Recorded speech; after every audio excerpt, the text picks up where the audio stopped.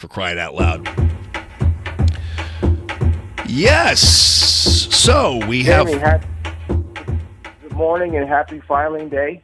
Good morning. Yeah, so today's the filing day for the mayor's race? Oh, yeah, Jamie. Today, this morning, officially opens up filing for anybody that wants to replace Mayor Francis Slay as the mayor of the next mayor of the city of St. Louis. Filing opens today, this morning, and it closes January the 6th. So people have a few weeks here to figure out who wants to run for that spot. The mayor announced he wasn't going to seek a historic, unprecedented fifth term, and so it's a big, wide field of candidates. And you and I have talked about this for a while. A lot of people say, well, that's the city, why do I care? You and I have always agreed that the city and who runs the city is a big, important factor in shaping our region, and our region is important to our state and to a bunch of other factors. So it is going to be a very important transition to whoever succeeds, and there's a lot of people that have raised their hands. Yeah, no, I see that. And it's interesting. We've talked to pretty much every single one of them at the Allman Report, at least. And it's interesting how, like, Tashara Jones, though, she apparently is going to run, but isn't talking about it to many people. Yeah, I think she had the challenge of she was running at the time the mayor announced she was running for re-election as the treasurer. And I think a lot of people were wondering, well, if you're going to run for mayor, should you not run for treasurer and open up that seat to someone else? So I think she wanted to be very careful to say, let me get elected to the job I currently have, and I'm running for re-election before I start running for two things simultaneously. On November the 8th, she was, in fact, re-elected as the treasurer unopposed, and I think she pretty quickly announced shortly thereafter that she was definitely going to run. But today, look, the rubber meets the road. There have been people like Chief Dotson that talked about maybe running, people like the license collector, Greg Daly. They both have talked about it and then talked themselves out of it. Today, we'll see who files because, as you know, a lot of people talk about running for stuff, but ultimately it will be set in terms of who actually files the paperwork and really puts a campaign out there. You know, the city has big issues, school system, crime, unemployment, a lot of big issues. And so I think people are going to want to see not just who's running, but what their plans are for addressing the big issues that in some ways hold our region back from moving forward. And so, we've got a lot of new leadership in Jefferson City, and it's going to be new leadership in the city. And the question will become who and how will they address the issues that are very paramount in St. Louis. Yeah, well, that's true, and we'll see how it goes because it's a springtime election. So, I mean, it's coming up fast. So we'll see. So March the 7th, Jamie, March the 7th, and so it's coming up real fast. And also, another vacancy in leadership is, as you know, John Hancock has announced he's no longer going to be the chair of the Missouri Republican Party, and that's got a lot of people talking about that post as well right now.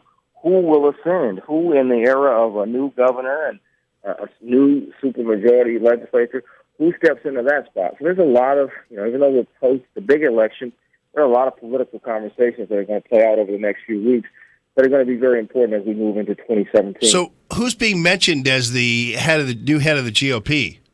It's been very, very, very, very quiet. I mean, you hear some of the usual names talked about, but nothing official. You hear the Ed Martin name talked about. There are people that have wondered maybe would Peter Kinder be a candidate for that role. He's been a leader of the Republican Party in his old elected role. So nothing formal, but there are names being bandied about.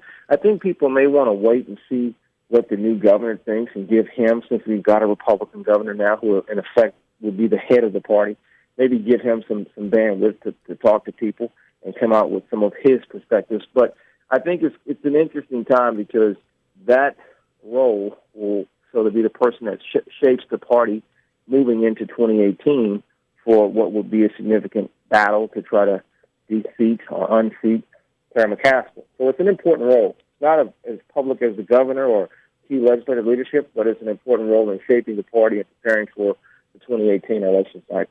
Yeah, okay. Well, so let me ask you this. Who do you think are the biggest losers in Missouri as a result of the Trump and Greitens victories? The biggest losers, I would say, would be people like Coster and people like Jason Kander, who up until the day of the election were considered slight favorites, and they were going to sort of get in these key posts. I mean, the governor and the U.S. senator are the two most powerful posts in state politics. So I think those are, in terms of politically, those are clearly the biggest losers because they spent millions of dollars and literally were predicted by all the pundits and the prognosticators to eke out victories on November the 8th, and they did not. I think that 19-plus point victory for Donald Trump just really created this political tsunami for Democrats in Missouri that was unsurvivable, no matter who you were. So there were a lot of losers, but I think those two are probably the biggest two losers, and they would probably agree. You know who I was thinking is like one of the bigger losers too, though, in the background of the Republican Party would be people like Jack Oliver and those kind of people who were at one point these party brokers, and he was assistant director of the Republican National Committee in 2001, was a big Bush guy. I remember seeing him at the debate at Wash U just snarking away at Donald Trump and everything else. And so it looks like guys like him have kind of seen their day. Well, it's interesting because guys like Jack Oliver with his bandwidth, his Rolodex, and his network may live and actually end up making a resurgence interestingly enough, under a Trump administration. Donald Trump seems to be reaching out to some of those folks who were very anti his presidential candidacy. He seems to be opening up a dialogue to some of these folks. So I think we ought to just take a look and see how this plays out, because I think, surprisingly, you'll see from the Trump administration bridges being built by them to some of these folks that were very hostile. I mean, the very fact that Mitt Romney is even in consideration for the Secretary of State's race, and Mitt Romney was a guy that, if you're talking about a Jack Oliver, fits in that space within the traditional party. So I hear what you're saying, but I'm seeing some interesting moves being made by the Trump transition team, some interesting folks that we know about and aren't hearing about that are being paraded up to Trump Tower. So I'm not so sure these guys are going to be as fatally flawed or wounded as it might appear. Yeah, well, it's interesting because he's still tight, I know, with Bond and these guys, and who have been, relatively agnostic about the presidential race as well as the governor's race because they've just been standing by. So I could see that point of view. All right, Rod DeBod, host of Insider Talk. Appreciate that as always on Sundays, and thank you, brother. Thank you, sir. All right, that is Rod DeBod. Your phone calls